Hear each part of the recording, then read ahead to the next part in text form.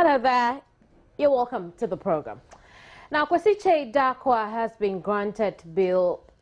Tuesday, you recall the victim wrote a letter to the court saying she could not continue with the case. Eric Howard was there in court. He's joined me over the telephone with some more. Hello, Eric. Hello, Kamini. Exactly how did we get to this point?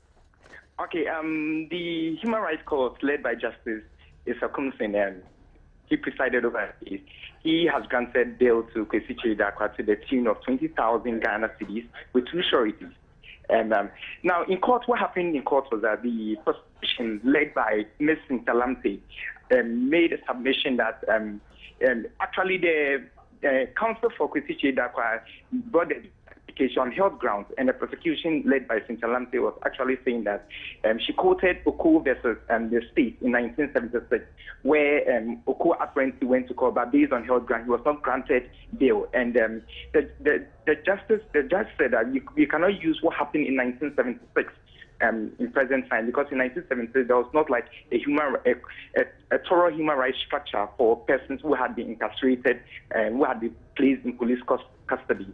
So what he said was that now it behoves on the state whenever they arrest someone to make sure that the health of the person is protected. So if the state has failed in doing that particular mandate of them, he was granting KKD and the bail on humanitarian grounds. So he granted them a bail of 20,000 with two sureties. And it means that immediately they are able to serve the bail bond and everything. He should be working a free man until the substantive case at the magistrate court, which is on the 22nd, they will go back to that court to hear the particular case, which is actually there. Now, we know that the girl has withdrawn the case, right? But information that we picked up indicates that the AG's department are trying to determine the authenticity of the signature. They want to find out whether indeed it was the girl who wrote the letter. So they're checking out the signature and other little bits of information to find out whether she didn't write the letter under duress or she was coerced or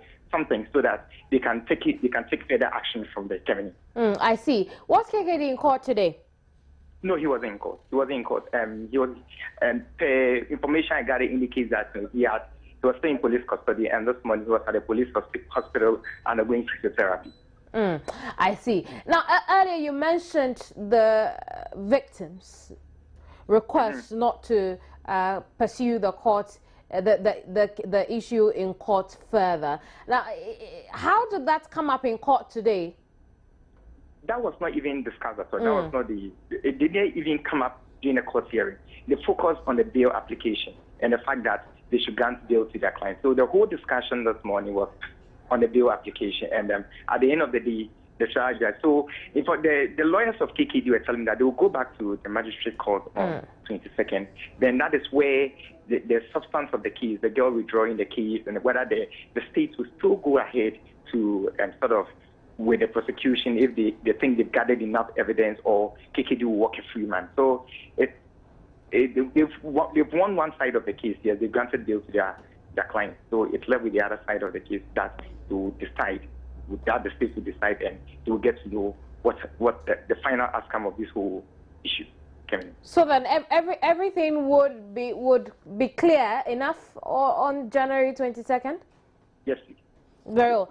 Thank you very much for that update. Eric Howard joined us from the courts where KKD, entertainment icon in Ghana, has been granted bail. You recall that KKD is accused of raping a 19-year-old female and has since been in the custody of the police since December 28. His lawyers have resorted to the Human Rights Court for bail because, according to them, the district court did not have the locus to grant KKD bail. His first attempt at seeking bail was denied by the Kanishi District Court. He has since denied the rape charge leveled against him, insisting that the sex with the victim was consensual. Now, on January 22, we would find out how the victim's expression of lack of interest in the case would affect